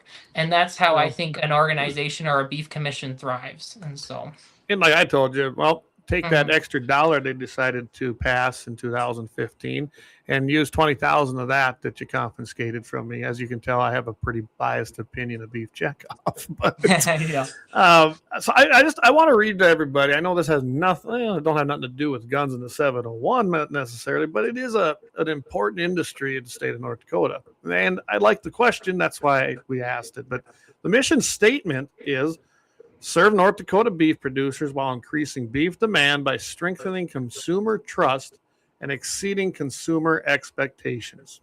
So there's a lot wrapped up in that statement as to the good intent, isn't there? Mm-hmm. But when I look and see, so the commission consists of 3 beef producers, 1 cattle feeder, 1 dairy producer, 1 representative of a public livestock market, and 3 at-large representatives. Now, I don't know who the at-large representatives are, because it doesn't say. Where are they? Do you know where they're from? What do they represent? Can they be anybody? It doesn't say, even on their website. I guess, do you have any insight to that? Really, I guess I thought that they were beef representatives, but Well, maybe they're going through with their lawsuit. I know they've been going through some changes and stuff like that. So I mean, that's kind of concerning to me, unless they have to be, right. I mean, when you look at some of they say that they have to be a United States citizen and a resident of the state, actively engaged in that phase of the cattle industry the member represents, and actively engaged in that phase of the cattle industry for a period of 5 years, so 5 years or more. And then they've got some other, other things that you're supposed to do, and have ownership in the operation, and have a regular exercise direct control of the operation. But I seen that, and I was like, well, that's odd to me. And I even pulled up the Century Code, which is 4.1-03. It doesn't really define it there. So I'm trying to figure out how these 3 at large represent, and it might be producers. I don't know, Dawson. I was just wondering if anybody knows, because it's a good question, really. And as far as changing things, yeah, I don't know how I change. I know, like IBAN. IBAN is a pretty large organization in the state of North Dakota now, which really is competition in North Dakota Stockman's. But why don't they have a seat there? I mean, seriously, there's a ton of real life grassroots producers there. Nothing against the Stockmans, but it's a lot of bull breeders. It just is. Yeah, I've been a member of it, and I'm not anymore, because to me they got too big a board. But that's a whole nother discussion. But absolutely. Yeah, and I agree. I think that IBAN does need to be included, but it's hard that when this legislation comes, and it's kind of like that there's this rival faction between 2 groups, and that's kind of where it kind of stemmed from the last legislative session's bill. And it was very hard to try to move anything forward, because they were constantly fighting, and then they were telling us legislators what to do, but they weren't in agreement. And so we're like, well, it's just not ready to fly. And so that's probably the most challenging part. Is I do agree IBAN doesn't need a seat, and I do agree that they in Stockman's as well, and I think that they can both coexist, and they should coexist. I also think that you should be on the board and you should be, giving your checkoff dollars like everyone else. If you're not giving your checkoff dollars, then you probably shouldn't be on the board. And so that's my personal opinion on that. So. Yeah, I mean, and that's fair enough, except I think they don't just get the state ones, don't they also get part of the Yep. you got your dollar for the feds and comes back to the state. So everyone has to pay that. So I guess in a sense, any producer that sells a head of cow. And I want to point that out. I asked you that before we come on air because this was a question that came up actually from multiple people. Evidently, it was a pretty big thing to them because they knew you were involved. Yeah. And you guys sell cattle too. You have to. I mean, that's the nature of the business. Not every dairy cow is going to be there. I mean, you sell them. They go into the system and mostly the lean beef, right? I would say so. That's where I'm thinking it probably goes. Our bottom 20 to 30% of our, the ones that do not produce optimally, we sell for beef. And so it actually is quite a big chunk of your herd that if you're always doing 20 to 30% of your herd that is shifting out and you got new 200 to 300 head. Yeah, and so it is a lot. Yeah, especially with the price of beef, it's great when milk is in the trash. And this is what I'm getting at because a lot of the and I think even you and I had this discussion one other time. I think so. I wondered why they should have a seat there myself, and then I got to thinking about this. You guys sell. You have to pay your dollar per head. You are contributing to that fund, and then when you read the mission statement. While increasing beef demand by strengthening consumer trust and exceeding consumer expectations. It probably does fall in line there, don't it? Yeah. And I think the interesting part where a lot of people, we were just talking about that rural North Dakota keeps getting smaller and smaller. A lot of people don't know where their food comes from. And there's a lot of people that think Walmart, your local grocery stores, it just pops on the shelf or something like that. And so the commission has been great in educating schools in workbook materials, classroom educational tools for that. And so that's what I've actually seen as really positive outlook is really like, oh, you have a beef producer down the road. That's where your beef comes from or stuff like that. And so it can be really for a kid that, is like, well, I don't really like beef, but then they tie it locally. Maybe that will then encourage, more people to eat meat and stuff like that. And so it's a great thing. And like I said, I was kind of looking at numbers and going, wait a second. There is a lot of dairy cattle that are probably entering that consumption market. So, I guess when I talk to these people now, I can say, listen, and your numbers are great. There's 1,000 head, 20 to 30% are cull. That's 200 to 300 head. That's probably a lot bigger. I know it's a lot bigger than some of the people that asked me about this. I mean, I'm only running about 120 pairs here. That's what this place can handle with producing everything itself, produce the hay, produce everything we need here. And I'm fine with that. I could go more, but I don't like to graze my pastures down to nothing. And I like to keep them in a rotation. I mean, I got one I probably grazed once last summer and it didn't get grazed again, but it did get grazed. So I'm probably the unique one around here. I am not overgrazing. I am not overpopulated, and I don't want to be because drought will come again. Absolutely. It's hopefully not this year. So no, but it's if you're in ranching and you're in it or farming, if you're in either one long enough, drought visits you at some point, and you need to be prepared. And that's why I don't like taking my pastures down because I want to have even dead growth is better than nothing. I can supplement that. Yeah. But I would like to say, Clayton, we just got to keep having this discussion because it seems like there's a lot of gray area with this commission, and it seems like there's a lot of where it seems like a lot of people are unhappy, and so we need to find where both Stockman's, IBAND, all the at-large people, dairy can all come together and a workable solution that everyone can agree on. Because I think this is 3 or 4 sessions that we've had a bill, and it just seems like everyone gets defeated after because they're like, we've put all of our eggs in one basket for this bill, and then the legislature kills it, and then we gotta start back all over with the grassroots. And so that's my plea for anyone that maybe disagrees with me for a dairy representative is put together a solution and come call me. My phone's always open. I would love to hear how and how we can have a solution, because it's one thing to just complain, but it's another thing to have a solution. So if you're complaining, come to a solution. I'm all yours for you if you have a solution for this, because Well, it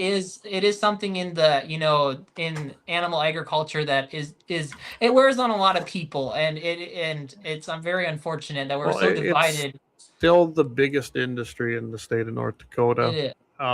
I mean, oil's right up there too, but you know what I'm getting Mhm. at. Agriculture is a huge part of this state. It's going to be how it will be. That's what's changing. We will see where this goes. I hate seeing. I shouldn't say. I don't like the word hate. I very much dislike seeing how big some of these farms are getting. And I'm not so much cattle producers out west here, but when you look at how big and how many of these little places are being consumed and gobbled up, that's not good. Yeah. Because that's less people in the area, and we were just talking about the shrinking rural area. Well, and there's a ton of reasons why there is, Mhm. but we're out of time to talk about that tonight. So, Right, that would be a whole other podcast. but which would I love wanted to to do make sure I that. got those questions because those were the Yeah, two. absolutely. I You and appreciate I it. hit personally about the antelope gratis tags, but I think we'll save that for another time. Yeah. And your vote on there, and I think we come to. I think we understand each other where we're at on that now.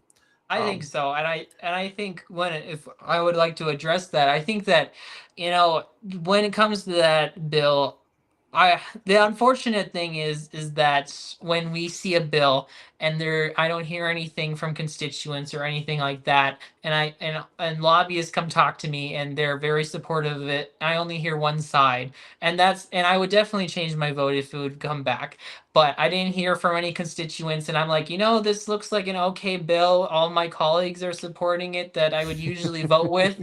And then I was like, okay, yeah. But that's why we have two chambers, the House and the Senate. And so if there's we've had multiple bills this last session where it was like, oh yeah, it just flew by easily in the House because we didn't see anything. But then the people actually figure out what's in the bill, and then they're like, put all the people in the grassroots to the Senate to stop this bill. And so I think that we need to be more transparent as lawmakers too on bills that are coming out and stuff like that, because I felt really bad about that, because when Well, you that's called why. me, Yeah. yeah, I was like, I was like, what are you talking about? All the hunting people are on board with it. He's like, Dawson, no, we're not. I'm like, are you kidding? I'm like, I feel like I let you Well, guys down, which is unfortunate. and it And really so, did, being it originated in the Senate, Senator mhm, Cleary, yeah, and then the backcountry idiots, and that is who they are. I got no use for them people. They are not friends of the hunters. They never will be, and they know that what I think of them, and I make no apologies for it, because I can prove up and down all day long that they're horrible for actual landowners and hunters. But anyway, as far as that goes, I didn't catch wind of it till someone told me about it, and that's why I didn't. I didn't call you at first because I didn't even know about it. I was watching gun bills. right, So yeah, it slipped through. Can it be corrected? Possibly. I can tell you this. If they try what I think they're going to try here, I'll just give you a heads up. It sounds like there's going to be a bill coming okay, in 2027 that's going to try this crap with the deer tags.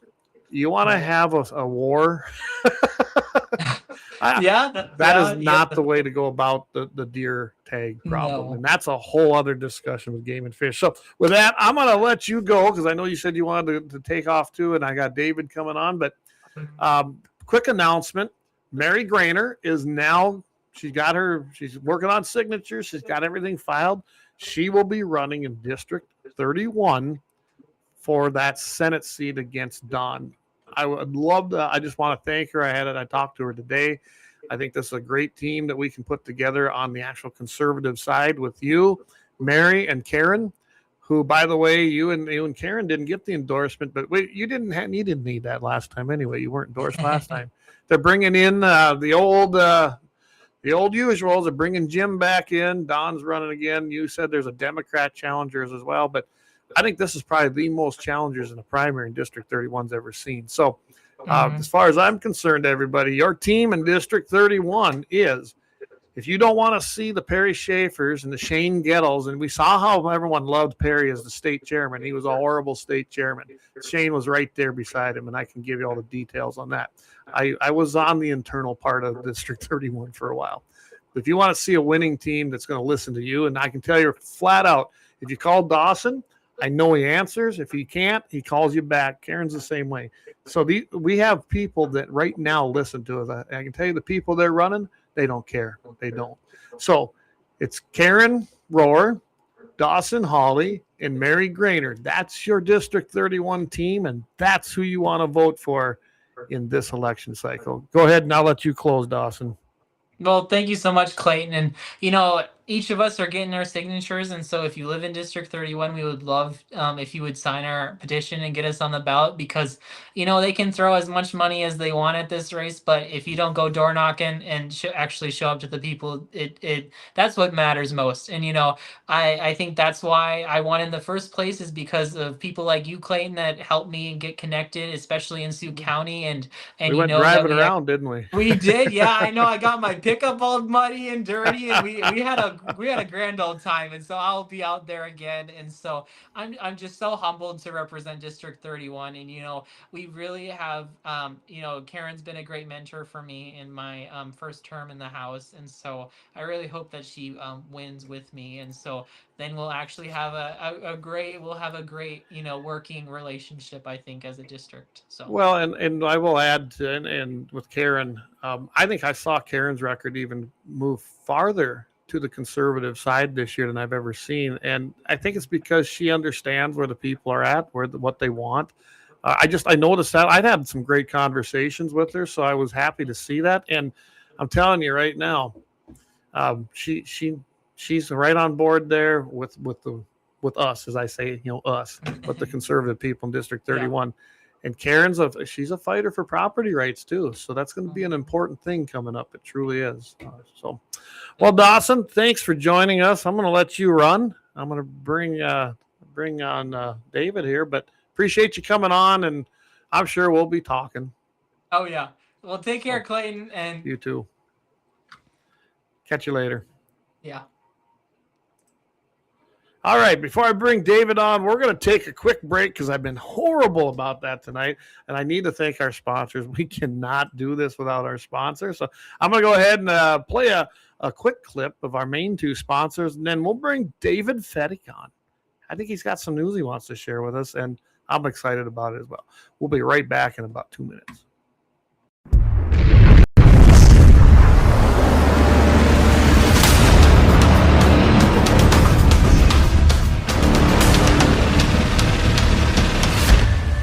LAUER Auto Repair, located at 309 South Washington Street in Bismarck, North Dakota. Give them a call at 701-258-6308. The team of mechanics at LAUER Auto can take care of any problem your vehicle is having. And when you do business with LAUER, you can be assured you're doing business with a pro Second Amendment America First repair shop. There are plenty of other auto repair shops in the Bismarck-Mandan area. But why take a chance at patronizing a shop that might not have your beliefs at heart? Make no mistake. LAUER Auto is your pro Second Amendment repair shop. When you talk to the guys at LAUER Auto, don't forget to tell them that you heard they are a sponsor of Guns and the 701 and that you appreciate their support of our pro Second Amendment, pro North Dakota live stream and podcast. That's LAUER Auto Repair, 701-258-6308. 701-258-6308. Located 309 South Washington Street in Bismarck, North Dakota. When you want it done right, Go where lemons go. Kalen's Auto Service, owned and operated by Kalen and Misty Foss, lifelong locals with over 25 years experience. From modern rides to classic restorations, they can handle it all. Top quality work, fair price, and honest hometown values. Located just 1 block south of Highway 12 on 6th Avenue West in Lemon, Kalen's Auto Service, serving you with all your auto repair needs.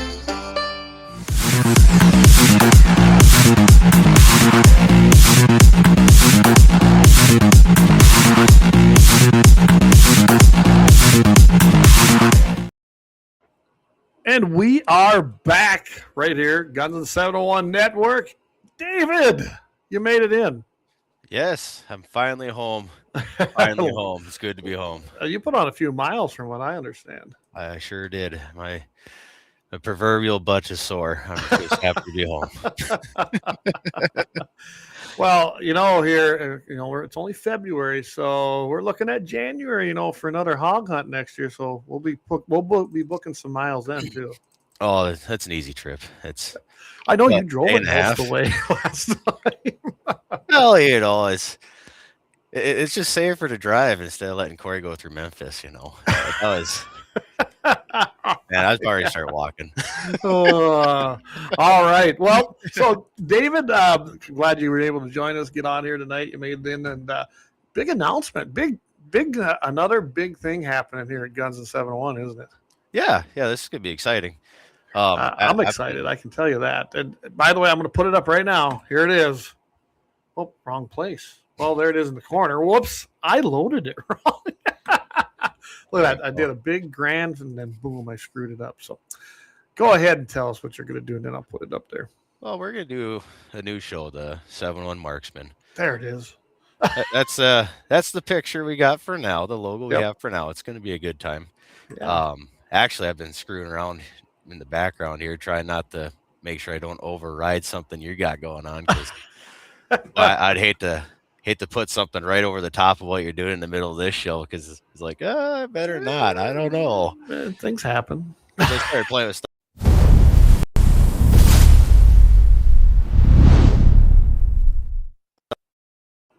I like that. I do. I just got to get the resolutions right. So you got that in your folder, right?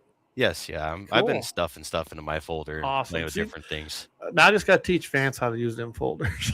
Well, resolution's the hard part. A lot of the software doesn't want to do the resolutions correctly. So very true. No, I like that. That was a cool clip. It really was. Awesome. Yeah, I've been playing a little bit. Leon, I think I've got the ads loaded on there for you because we got to run those. So.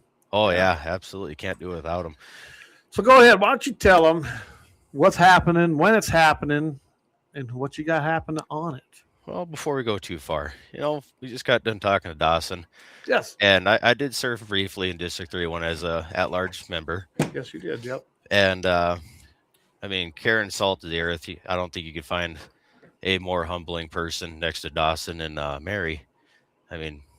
Realistically, you have three people right there really, really looking out for our own community.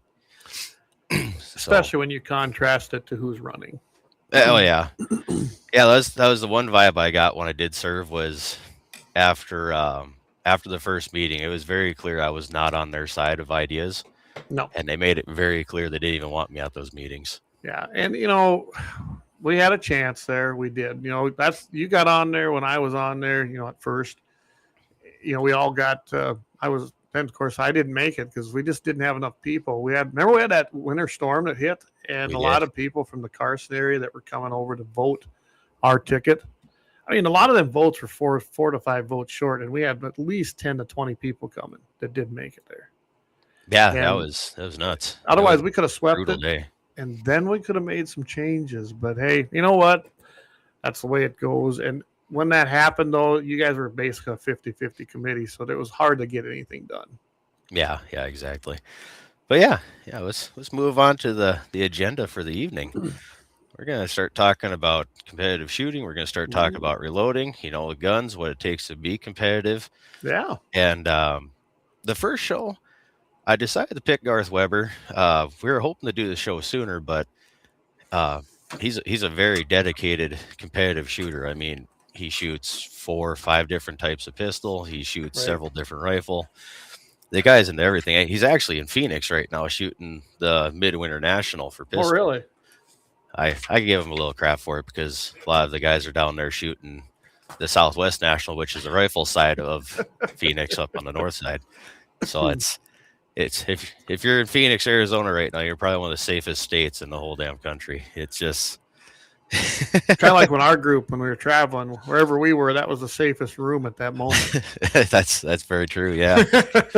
So I'm pretty excited. Garth's been texting me here. He had a pretty successful day today. He's knocking on Olympic scores, within arm's reach. Just got to get that corner. So I'm hoping to hear some good reviews for him here and be able to bring some good news for the show coming up. Yeah, no, I'm excited. And it'll be cool because it'll be in the evening on Sunday evening, so I can tune in. Yeah, that's the goal. Maybe I'll have to tune in and run your stuff for you.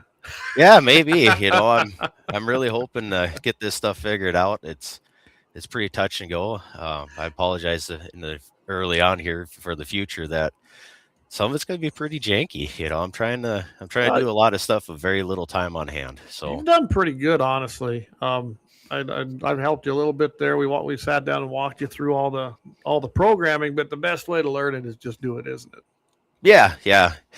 Like I say, I wish that record start streaming button was green or something instead of red. I don't know why, but boy, oh boy, that's a little different when you're hitting the go button by yourself. You know Make what sure you're doing it sucks wrong is or not. They keep changing things. I will say they're very good about feedback when you go down that little help thing in the lower right hand corner. If you actually type something in, and being you've got access like I do here, and tell them what you're looking for, they do address it. Sometimes they change it, sometimes they don't. But the record and stream button thing really kind of threw me off because it used to be a different color and it was blocked. Now it's they don't. Not every change is good. Hey, everybody over there on X, I just got asked that. Yes, they've been having troubles. If you go to X, I haven't been on there now for a while. I'm looking at it right now, I guess. And you hit the profile and you hit the little live part, it will take you to the live. Man, X has had all kinds of troubles tonight. Yeah. I've been trying to watch it here. It's kind of working on the app, but doesn't seem to be a connectivity between the restream. The comments, well, and before I even logged on live here, I logged into the system and it said we're experiencing difficulties with X, so I sent a message to them, and it's funny. Like I said, they answer, and I go, they're having issues, and they don't know why. Well, we've lost our counter a long time ago. I have no clue here. I have to actually go over to the other screen where I have X up so I can look at the count, which is, from what I can gather, it's because they want me to upgrade. They want all of us who went and got our blue checks and all that. They want us to upgrade to the next level now to get all the info. So I bet you that's what's going on. So who knows? We might not even be able to go live over there pretty soon. So anyway, episode 1, season 1. Yep. February 22nd. 22 day. Yeah. It's a good start. Everybody loves that's a a good great 22. start. Yeah. I love my 222. I've had a lot of fun shooting it. 7 o'clock Central, 6 p.m. Mountain Standard Time. So, I mean, if you can't, I can't think of a better way to spend the evening than talking guns and loads and whatever else comes. Yeah. Yeah, it's going to be a great time. More or less, we just need to get everybody to realize that the show's starting up. Come on out and sit down, grab your beer, grab your popcorn. If you got a question, write it down. Don't forget it. It's the best way to do the show is it's going to be a bit of Q&A. I got a few other guys lined up already that want to do the show. And right. I got a guy that will actually have 2 different world team shooters. One from. Wow. That's pretty cool. Oh, did I lose you? We lost him. Here, let me bring him back on here. Oh, yeah, you're back. Yeah, what happened there? Oh, apparently they don't like hearing I have world team shooters coming. There we go. So go ahead and pick back up. Yeah. So anyway, not sure where we got cut off at, but I got 2 separate basically world said team defensive gun or whatever you were talking about, your gun shooters, and then gone. Yeah. Yeah. So I got one from Team USA and one from the Canadian team. Okay. They both shoot TR, so this is a world cycle. This is where we're coming into competitive Olympics at this point, NRA style or world style shooting. So I don't know. It's going to be an entertaining conversation because right now all the boys are starting to hold their cards a lot closer. Every little edge they can gather before they go. I think they're going to be going to Bisley, England this year. Oh wow! So I think that's where it is this year. I haven't checked yet. Have some crumpets and tea. Oh yeah, they're British fellers. Those guys know how to shoot. So, but then again, it's windy there all the time. And regardless of their horrible gun laws, let's face it, they used to have a culture of a lot of great marksmen. Oh yeah, at one time. Absolutely, yeah. So I think it'd be fun. I think that conversation is gonna be pretty good. I've talked to a couple other guys that are fairly respectable in their disciplines. there's going to be a lot to be learned. And I really hope that everybody brings their questions. But up front and center, our goal is to get more people to recognize that you are within minutes, maybe an hour, maybe 2 hours of any simple competition you'd ever want to try. Really? Yeah, ain't that something? And I people mean, don't know that, do they? No, they don't. I mean, I can tell you right now, you could pick up one of your guns, probably your AR, and you can go shoot across the course. Shooting 200, 300, Right. and 600. And Unbelievable. I mean, you could do that almost every weekend or closely every weekend here in North Dakota. Well, and I don't know how many times I've told people this. People do not understand the range availability. I'm talking outdoor and indoor ranges across this state. And not just rifle, but rifle, pistol, even archery, and shotgun. I mean, I've never seen this many ranges in a state. South Dakota don't have that. And the amount of indoor ranges far outweighs most of the states around us. Oh yeah, absolutely. I just seen that the NDSSA, the North Dakota Shooting Sports Association, posted the schedule for the year, and it's been updated since January 9th. I mean, I'm seeing what appears to be pistol matches in West Fargo, Grand Forks, Devil's Lake, Minot. Right.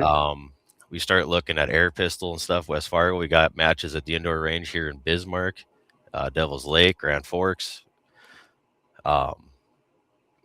Yeah, if you're on the east side of the state, you don't have an excuse not to be competitive. Just go out, say hi, pay the $15-20 for a match.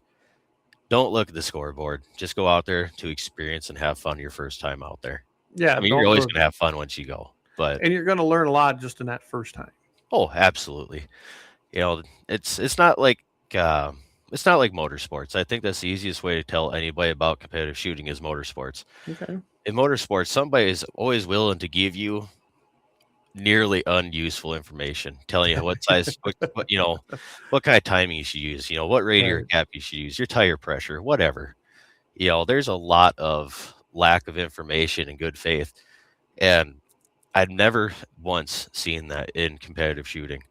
No, that's very true. I mean, I would say that hunting's the same way. Anybody that gets involved in shooting, sports, hunting, I can't think of too many guys. They might not tell you the best spot to go hunting, but they'll definitely show you how to do it. And give you pointers. Same with the competitive shooting world. I haven't been a competitive shooter, but I've been around it enough that it's friendly competition, isn't it? It is. It's friendly behind the line. Yes, that's what I'm getting at. But I mean, it's all business when you get out there. It's like watching that professional fighter, the two that are buds when they're not under contract, but the day of the contract comes, boy, hey, someone scanned our code. We appreciate that. Thank you. That's new. I like that. Yeah, that's pretty nice. Hey, you guys should do that again. I want to see that again. Yeah, actually, I should. Anyone that's listening, thank you, because we've actually seen quite a few of them kinds of things coming in because we have, got it on the Facebook page, on the Twitter page. But yeah, thank you. Subscribe or just donate. We appreciate it. We truly do. Yeah, absolutely. I mean, you can't stay up with us if you don't subscribe, right? That's right. Yeah. Oh, I didn't get to some of those. Okay.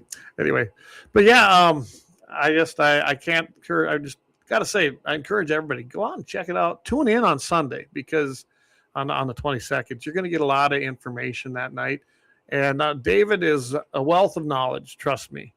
And I'm telling you, he will be as helpful as he can and get you set. I know that you've helped out Paul and a few others. I think if you're even remotely interested, tune in because hey, thanks again. We just got another one. Appreciate that. Thank you. 3. Got 3. So, wow. Yeah, I really do encourage everybody to tune in, listen, get some information. I'm sure that David can, he might even put his phone number up there for you, or at least your email. And you can get a hold of him, get a hold of me, and definitely we will get you hooked up and in the right direction. And it doesn't just have to be rifled competitive shooting like that. There is an awesome trap shooting, I guess you call circuit in this state too. It's not really that known, but tons of shotgun. Oh, I think someone's messing with us now. No, right? But I think there's down. ton of shotgun competitions you can go to for trap, sporting clays. If you never shot sporting clays, I do encourage you to go be humbled. Oh yeah, I'd be absolutely humbled. And I don't know If I had to use a shotgun, I'd go hungry. There's no way. 5 stand ranges around here too. I'm not sure, but I know there's a huge trap range up in Minot, which there's also a huge indoor shooting range up there, and I imagine they've got an outdoor rifle, don't they, David?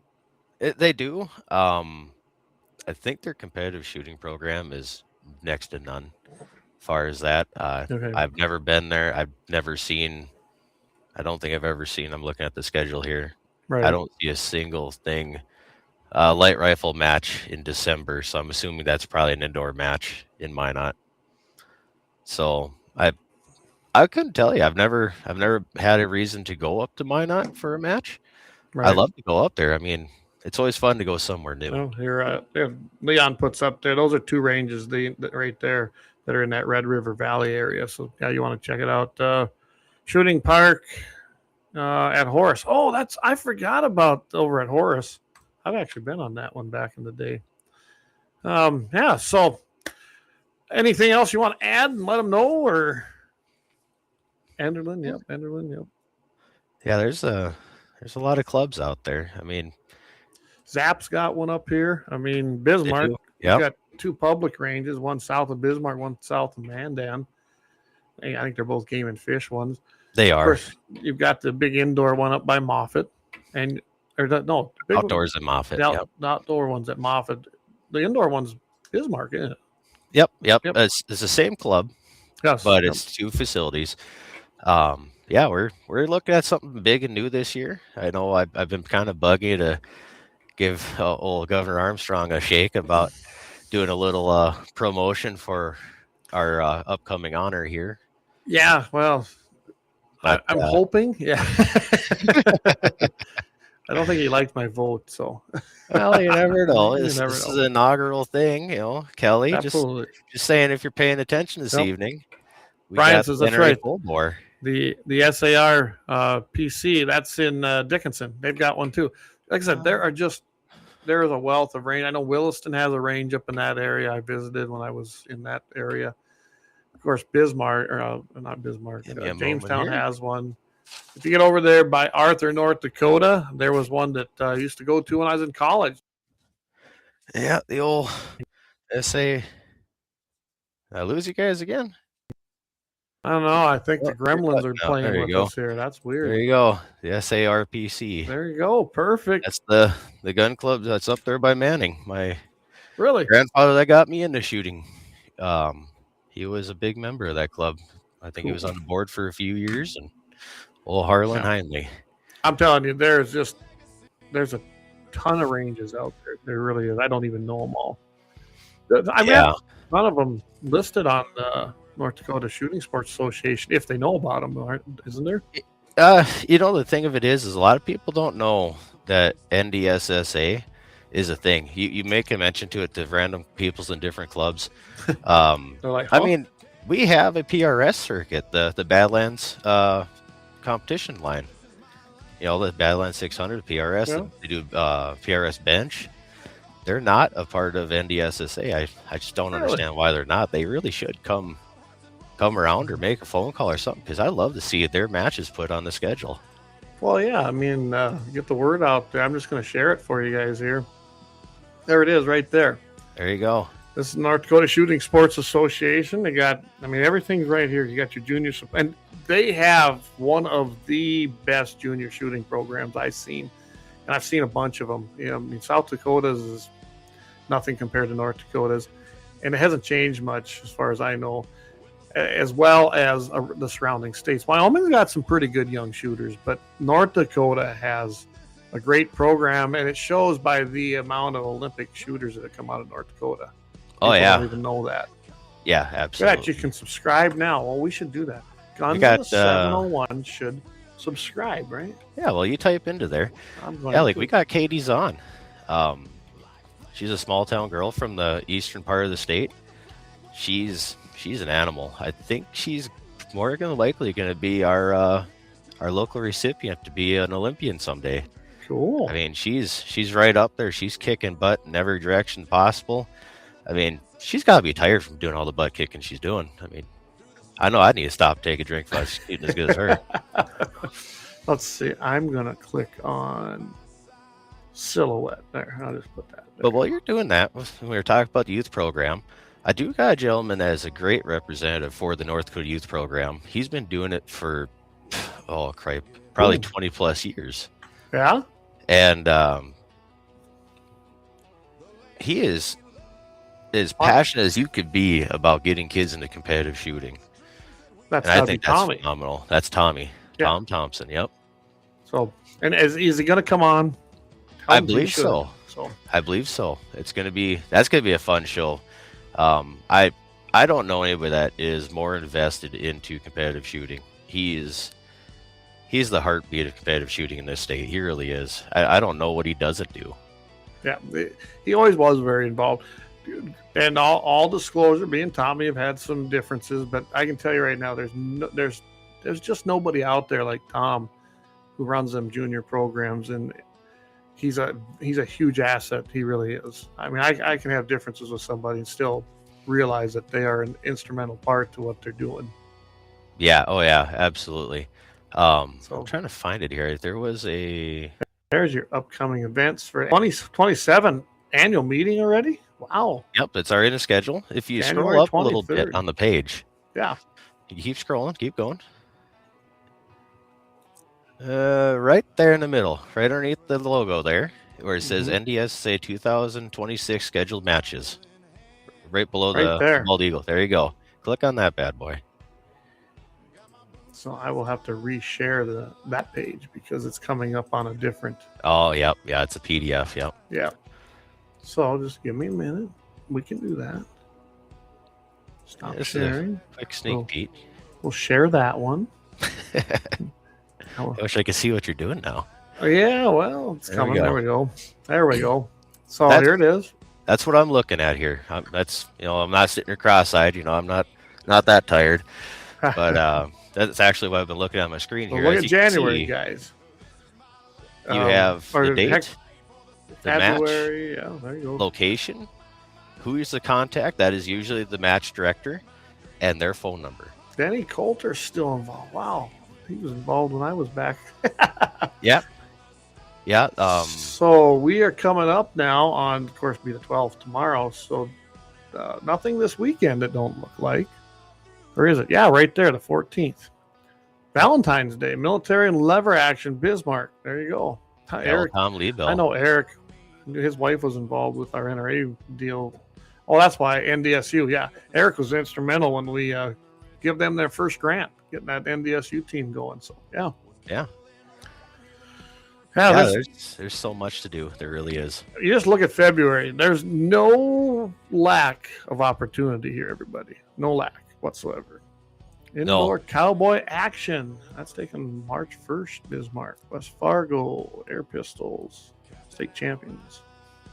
Yeah, there's just a ton of stuff there. I mean, and I got to tell everybody, so after I visited with Nate Brown last weekend, and we were talking a little bit about what was going on and how things are structuring out with NRA and the foundation, and with, I think you're going to be very pleased in competitions because it looks like you're going to see that money start. It's going to take a while because they're still in their lawsuit. There's a ton of it still stuck in the foundation, but from here on out, I think you're going to see them things actually going out. Let's see. Let's check out my buddy Jeff Essler for the youth shooting program. There you go. Harlan made shooting silhouette at the Dickinson match. There you go. Yep. We knew Harlan well. Yeah. So, well, we're pretty much at our 2-hour mark. The night went fast, but it always does. I'm glad you're able to come on and share that. And again, guys, you don't want to miss this. Sunday, February 22nd, 7 p.m. Central, 6 Mountain. He's going to have Garth Weber on, and you guys are going to have a great show talking about competition, shooting, probably, I don't know, you probably get into the competition side of it, the building probably, who knows? There's such a wealth of knowledge there. I'm sure you're going to go down some rabbit holes. Well, unfortunately, 2 hours ain't nearly enough. So what we do know for sure is I'm fairly certain that Garth will be a multi-time repeat. Yeah.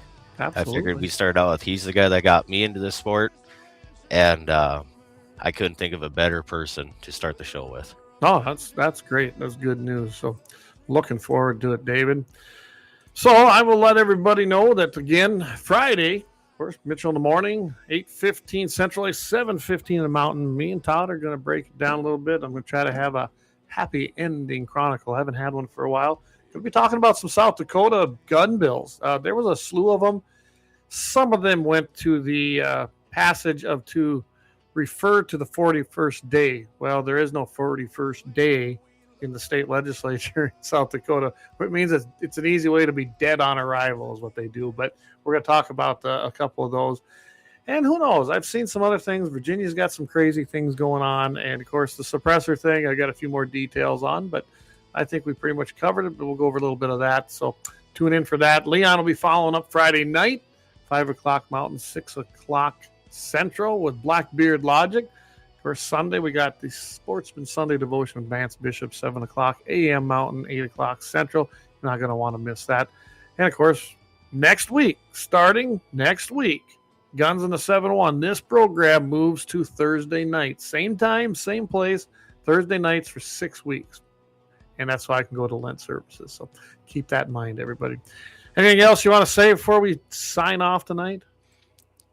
No, I think the old saying is keep your powder dry, ain't it? Oh, keep your powder dry, keep your Bible handy. Everybody, God bless everybody, and have a great weekend coming up here. I guess it's only Wednesday, but what the heck, right? It's only tomorrow, right? It's only tomorrow. All right. We'll talk to everybody next week.